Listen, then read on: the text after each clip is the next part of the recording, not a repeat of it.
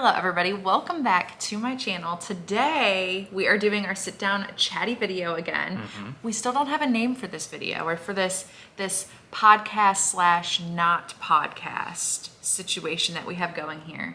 But this is our second video where we're just gonna sit down and talk to you guys. We have picked the topic. This topic was requested over on YouTube by Movie Melody 2210. Thank you.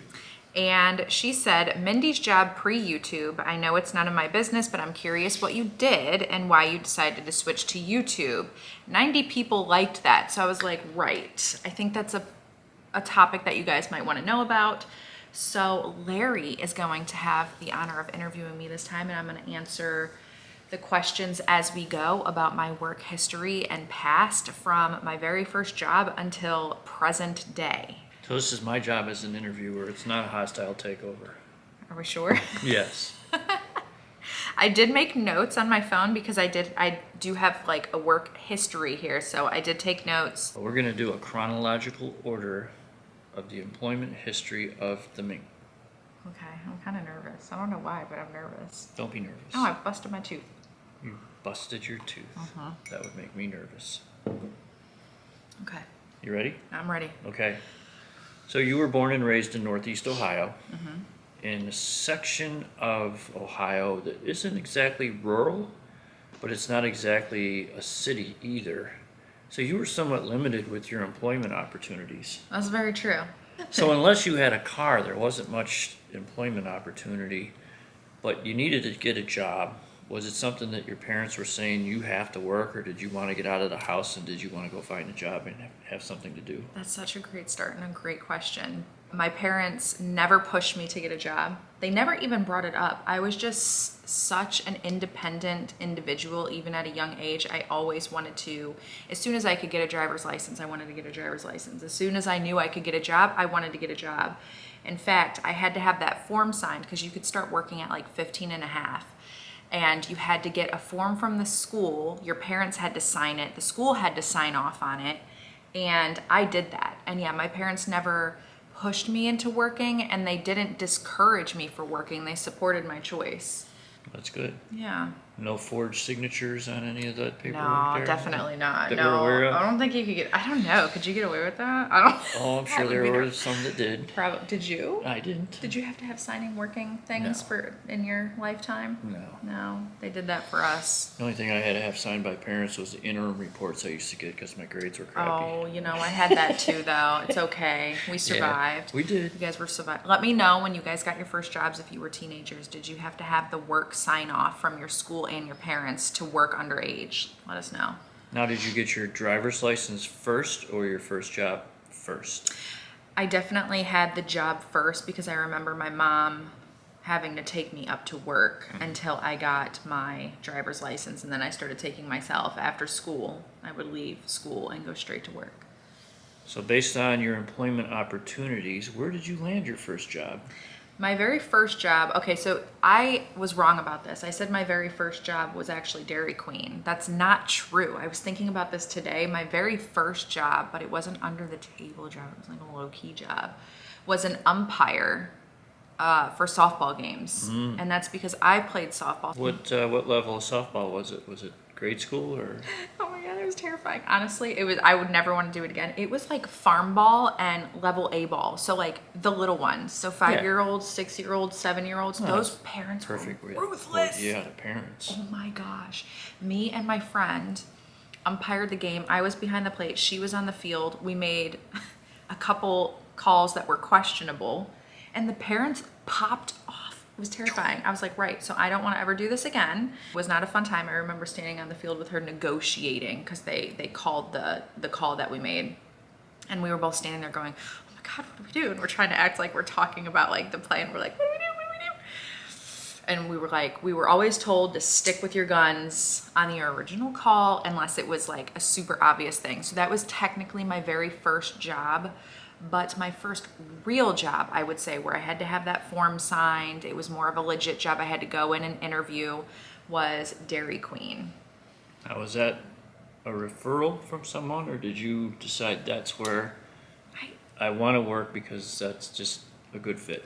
I did that all on my own, actually. I didn't know anybody that worked up there, but the fun thing is I went up there ever since I was a child. Every time we would finish a softball game, that's where we went to go get our ice cream. It was also close to where I lived.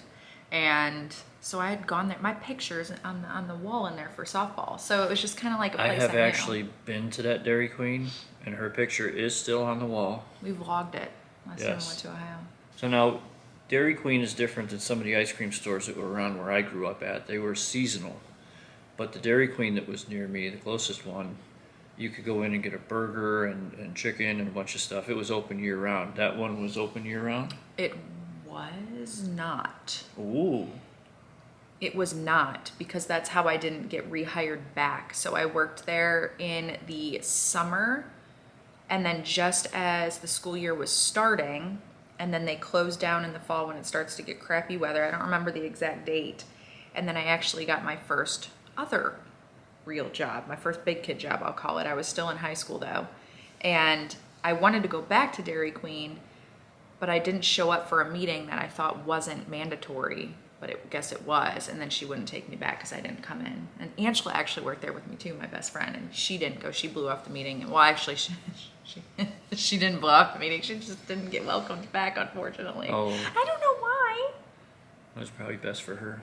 Probably, yeah. She went to another Dairy Queen. Well, like I said, I've been back to that Dairy Queen, and it's still under the same ownership, and they remembered Mindy, They did. She's very nice. and they unlocked the door and let us in, and were kind enough to let Mindy film inside. Were they just opening up for the season, I think? They probably were. Yeah. She was a great boss. She was kind of a scary boss, though. Well, that's a good boss. Yeah, you have to be, though. Yeah. Yeah. You were left without a job. Mm-hmm. What path did that take you? Where did you go next? That took me down the path to my first nursing home career job, and I got that job because of a lady that I played softball with. She was actually an umpire, and that's how I knew her. And I reached out to her, and she got me a position as a dietary aide at a nursing home. So I worked with food, and we would do the dinner service, clean up all the trays. That was a messy job. Messy. You were dealing with all levels of care too. So there's dementia units that we were with, and there would be hearing aids in the food trays we would have to look out for. Mm-hmm. There are some issues where they would actually like saliva all over the place, and you would deal with kind of that. So anyways, it was a messy job, but a good job. And we would clean up the kitchen, go home, and do it again. Yeah, I would imagine the lunch ladies at the cafeterias and the schools had to deal with retainers and stuff like that. You were dealing with my hearing God. aids and Hearing aids, dentures. I forgot about I was the going to ask dentures. about dentures. Oh my gosh, I can't tell you guys how many times like a nurse would come running down the hall frantic about hearing aids. Like, did you get, because if you throw those away, good luck finding them. But we would always make sure we really paid attention, but you were also moving super fast. It was like an assembly line when those trays came back. The quicker the better, but you had to have your eyes open. So that was that job. Now, how long were you there, roughly? I don't know how long I was there. I was there all throughout my school career, high school. So I had to have gotten my next job just after I had graduated. I'll just say my junior year to senior year. So 2010, I probably left that job. Okay. 2011, we'll go with 2011, somewhere in there. Now, did that light a fire to go into more of that type of work, or did you want to stay maybe at a facility like that but not work with the food, work more with the people, the patients? I definitely wanted to leave food and work more with the patients on the medical side, for sure. But I knew I needed to go to a CNA school or be state tested as like a CNA, which is a certified nursing assistant, or a state tested nursing assistant. So I definitely wanted to do that. So I did. There was a nursing home by Giant Eagle, and I did my CNA there. They did offer me a job. I declined. Honestly, to me, the working conditions, I worked in a different nursing home. I've seen it.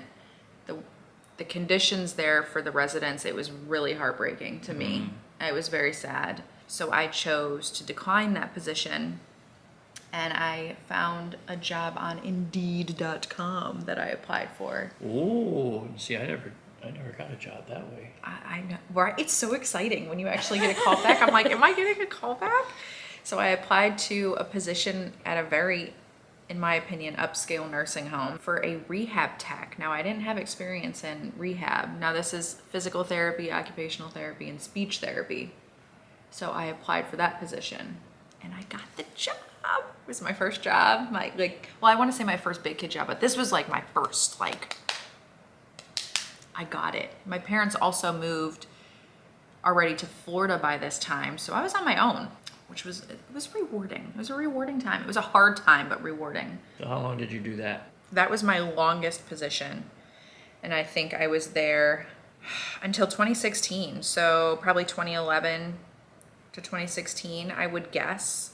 Just before we got married, I left that position. Yeah. That was one of the best jobs in my life. I met lifelong friends there that were like sisters. Like I said, that was a very trying time for me. So I was like 19, 20, up until like 20, 21, 22. I was going through it, trying to find myself.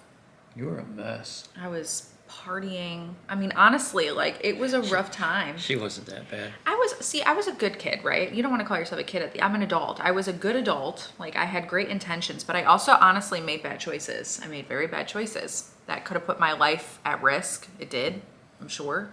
But I learned a lot, and yeah, it was definitely I think not my biggest growth period, but definitely a growth period of coming out of that late teen zone to your early 20s, and you're kind of a mess and chaotic, and that was me. I didn't have my life all together. I wasn't one of those that went to college right away. I did go to college, but I didn't go and know exactly what I wanted to do and had it all together and went to this 4-year state college. That wasn't me. My life was it was more messy. I started college, I went through a breakup, I left college, I got my full-time jobs and was doing that. I don't know, it was just chaotic. I'm talking too much, but as I always do. Well, they don't know. Yeah, maybe you guys like when I talk too much. Sometimes you do, sometimes you don't. So you were there quite a while. Was there any chance of climbing the ladder? Yes. Oh, so good. Thank you, because you remember all these things and I don't. Yes. So as I said, I went back to school. And I was going to so during that time of working at that job, from 2011, 2012 to 2016, I was going back to school. And I was part-time school, full-time work, supporting myself. And I was going for physical therapy assistant. So my plan was to climb the ladder that way. I had gotten all my prereqs. We'll just leave it at that. I got the prereqs out of the way. I can't even say the full word. No, I can't. And I was just about to enter the program, and I met with what are those called? The school aides, when you sign up for your classes, apply for a program, they help you with your schedule. Yeah, the school counselor. And we were talking about moving to Florida. You were getting ready to retire.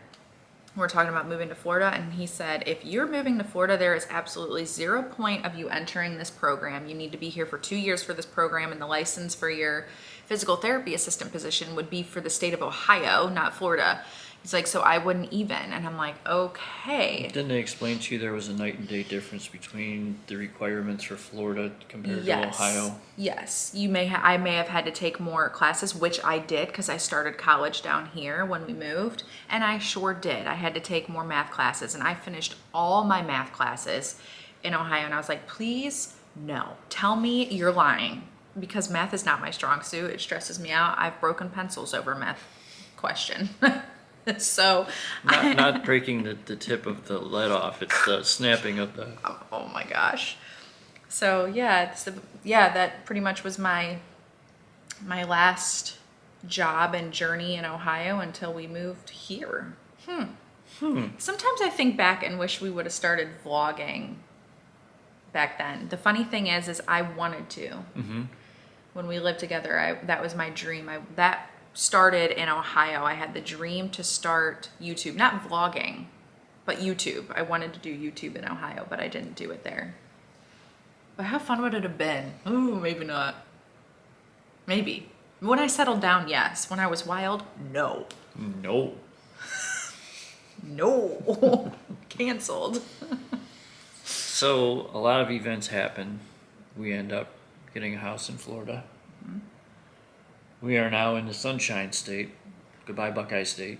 And how did it develop where you ended up getting your first job here, and what was your first job? So my first job here ended up being for the same company that I worked for in Ohio that I left at. I looked one up that was local to here because they're everywhere. And I was like, all right, let me try this position. So I did. I applied for it on Indeed again. Indeed.com. Ooh. I got it. They called me in for an interview and I got the job. Now, what was your job title there? So I started there as a CNA, a certified nursing assistant. So that is assisting, the elderly at the nursing home with getting dressed, getting bathed, toileting, everything that you can think of. A very rewarding job. Also a very sad job, especially when you see like how lonely they can be and just like giving yourself the time to talk to them, like giving them that time, not giving yourself, giving them time to talk. Like I found that to be a very lovely job. I loved talking to the residents. That was another place though that in my opinion was not a clean. Not the best working. No, there living. were roaches in there. Not palmettos. I'm talking German cockroach infestation.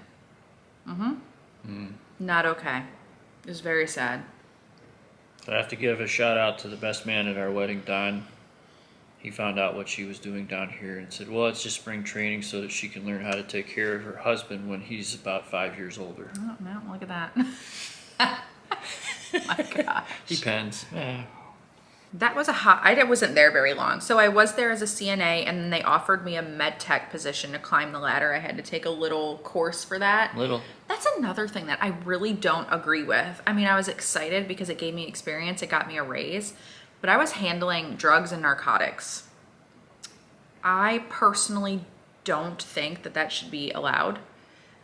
Unless you're a nurse or an RN, unless you have a little bit more school. I mean, the mistake that it can be easily made. And I was handling those kind of medications. I believe I was responsible to do it. I was very careful. But not everybody is. We also had young, like people straight out of high school doing it there. I don't think that was right. I don't think that would have flown in Ohio. There was no place that I worked at in Ohio that was like that. I do think the rules here are a little bit more relaxed. At least that was my experience with that. I thought it was pretty wild, but I did do that for a while. I did like that. And then I ended up leaving there.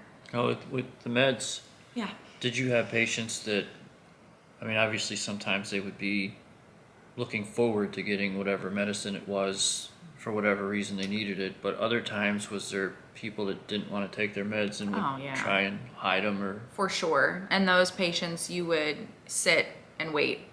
You would hand it to them and you would watch. There were also patients that we had to crush meds and put them in applesauce. Not all meds can be crushed. There were certain ones. You learn all about that. You would put them in applesauce or in a yogurt. Like if they're like straight up refusing them, like that's when you report to your higher up, like your director of nursing, like, hey, this person, I can't get the meds down. They're not taking the meds. They're refusing the meds. And then it's a refusal and you just have to track that and document that. So you were there for 2 years maybe?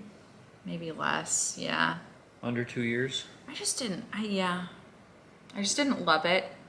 I wanted to do something different, something more. I didn't like the working conditions. I didn't like the cockroaches. I was very sad to leave my residence, but I was like, I just can't. It was just not the best. So my brother actually was working at a doctor's office down the hall from a doctor that was opening an office. The doctor came to my brother's office looking for somebody to open his office, and I applied for that position and I got that position. I know how to work an office job. I know how to work a doctor's office job. I know how to work in the medical field. I was not prepared for that job. I did not have the experience in insurances and a lot more than that you need. I was good at answering phones, making the appointments, taking my pediatric patients back, getting vitals, doing the head measurements. I was excellent at that, but there was a lot more that went into that job when that doctor was starting the office. He also didn't have the insurance credentials to be, it wasn't up and running. I came into something where we had to build it from almost ground zero up, and it was chaos. So I worked that job. That was miserable. I came home crying from that job a lot, didn't I? Well, you had vaccines that you had to keep track of. Oh yeah, the vaccines. I was in charge of all the vaccinations for children. Because there were things that had to be completed for the state satisfaction and things that were just medical history stuff. Yes, I was in charge of all of that. It was a lot. And it was just me and the doctor for quite a long time. And then business started rolling and we were able to get in another worker. They never lasted. Always would leave. I swear I've blocked all that job out. That was a really difficult job. They're not open anymore. I left that job. I was like, I can't do this. It didn't take long for it to close. No. My surprise look in 3, 2, 1. Yeah, I came home to Larry crying like almost every day. I feel like for a while there, I was so done.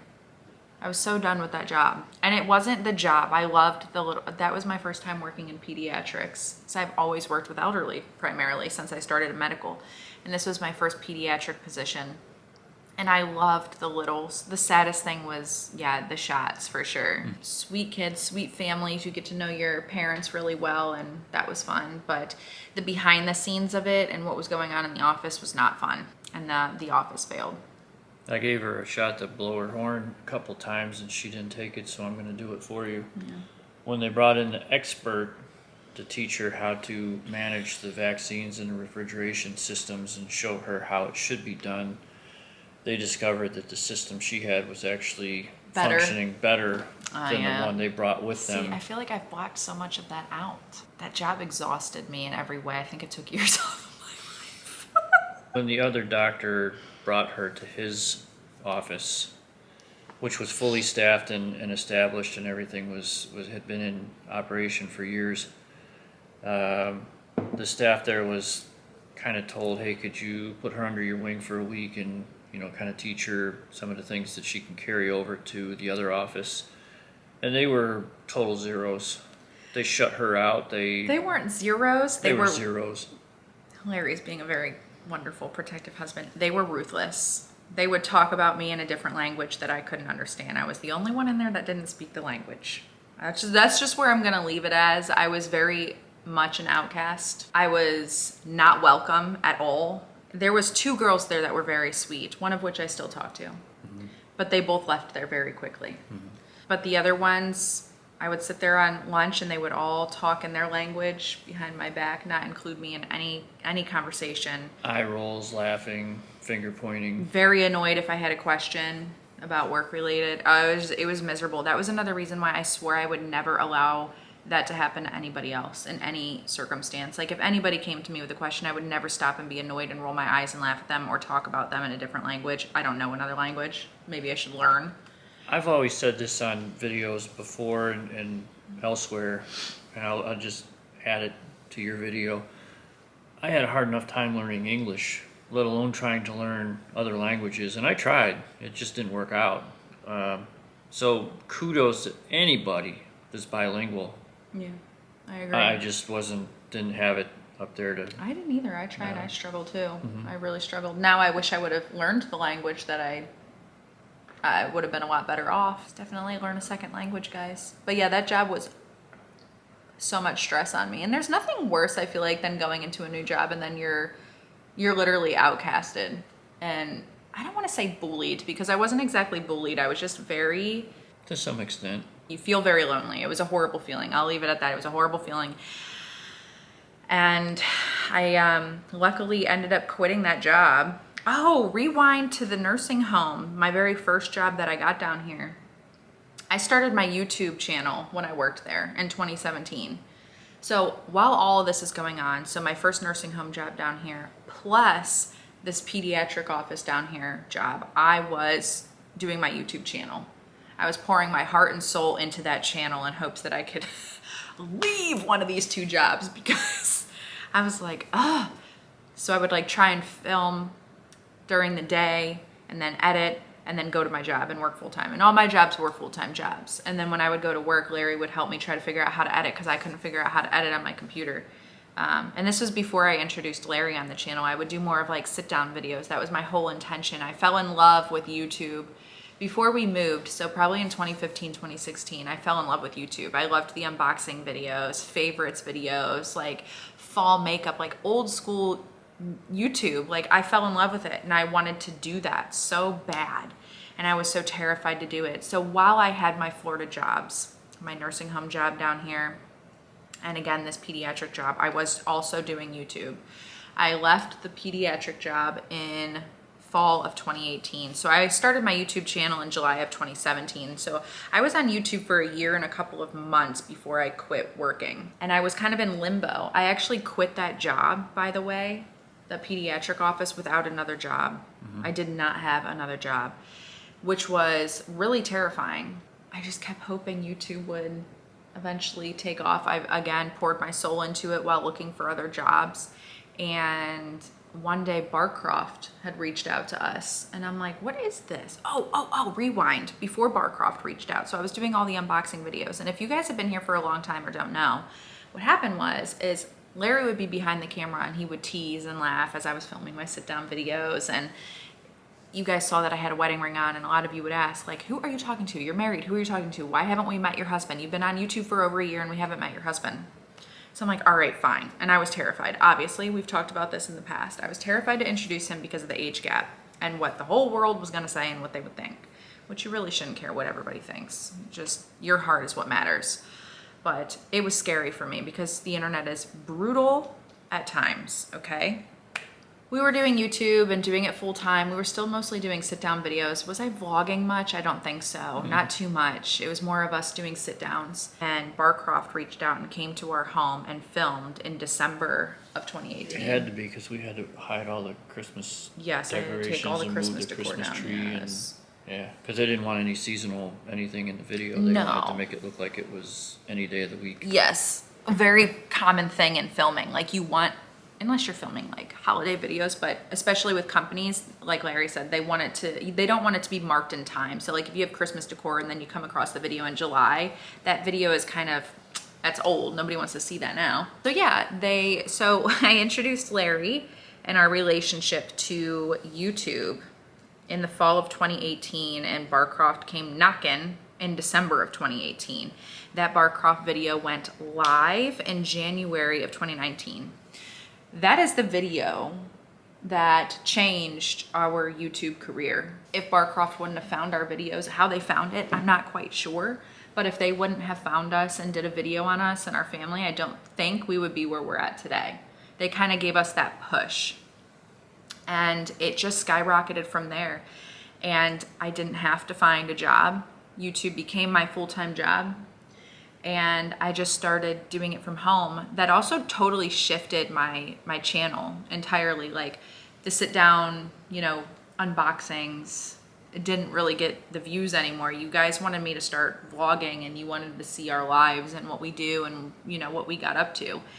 And that honestly is what took it off for us. So I've been full-time at YouTube since January of 2019. And that's really it.